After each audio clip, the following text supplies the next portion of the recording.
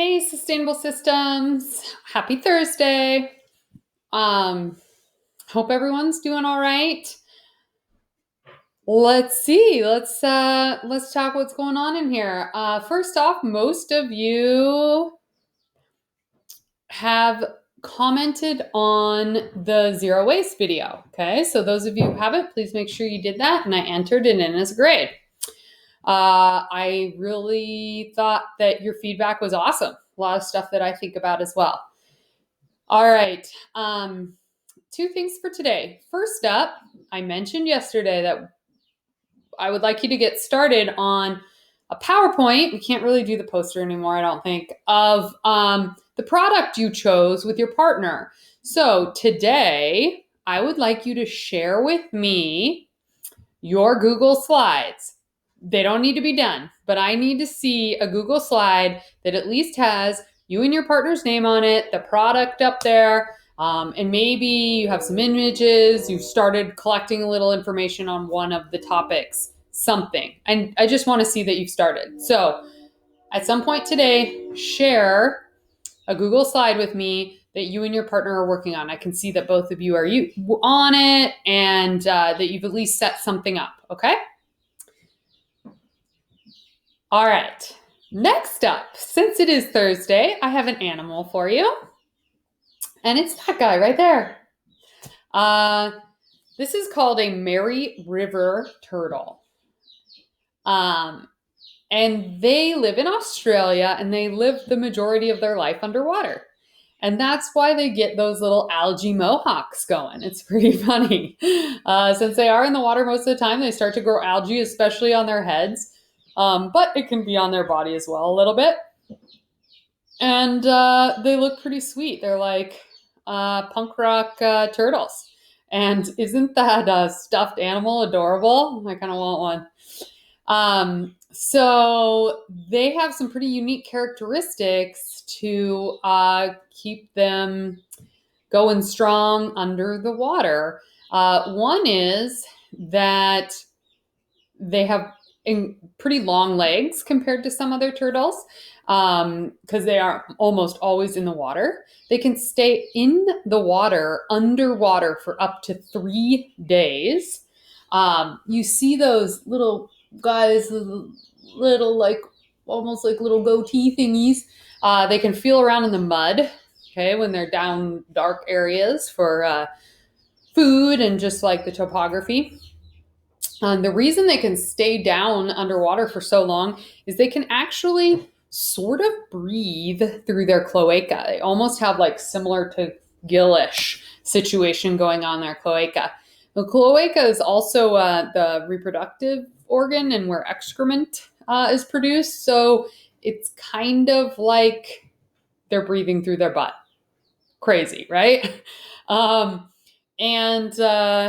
Anyway, their numbers are really low because they've been hit hard by the pet trade, and it takes them 25 to 30 years before they were reproductively active, before they can start making those cute little tiny little baby turtles up there. And so for those two things interacting have made their numbers go down a lot. So those guys are endangered. Bummer. All right. So the second thing I mentioned that yesterday that I'd like you to start thinking about, and so I want you to put some more effort into that today, is either making some product of your own or upcycling something. And so I did one yesterday, and I'm going to share it with you. I'm pretty stoked about it, actually. I'm sure it's an idea that you've seen before, but I took this shirt of mine. I have had it forever. Like, I think I actually got it in 2002. I think that was the year I was in New Zealand. So it's a shirt from New Zealand. So I have like sentimental attachment to it. It's like a rugby shirt. They have a rugby team called the All Blacks, and you can see the Kiwi outline on the front because New Zealand, they call themselves the Kiwis. And so it's really cool, but it's just not like a style of shirt that I would wear. And it's pretty big as well, but I've kept it forever because I just can't get rid of it. Like, I like it. I like looking at it. I like the memories from it, but I'm not going to use it as a t-shirt. So, yesterday I made it into a bag. All right. So you can see up here, I cut the arms off and the neck. Okay.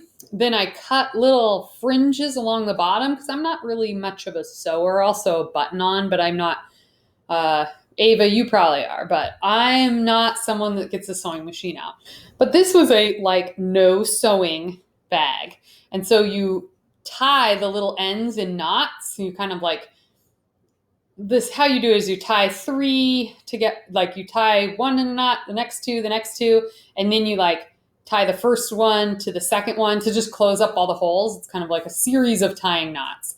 But anyway, at the end, and then I just tied the tops in knots too to kind of like match it all together. I got this nice bag that's super washable. Like the shirt is a really heavy duty, like awesome fabric.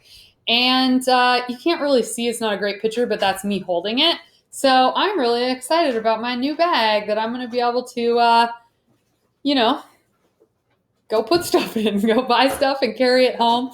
And it's a reusable bag, but no new products, no energy, nothing was put into the production of it, right? It's something I already had that eventually, probably someday, it would have just molded and I would have had to like throw it away.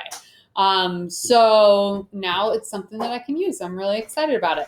So think about that. Is there something that you can upcycle or a product you can make and then present it to us? Give us a little like heads up tutorial on how you did it. That would be awesome. I was hoping that we could do that on Monday. Is that too soon? What do you think? Let me know. All right. See ya.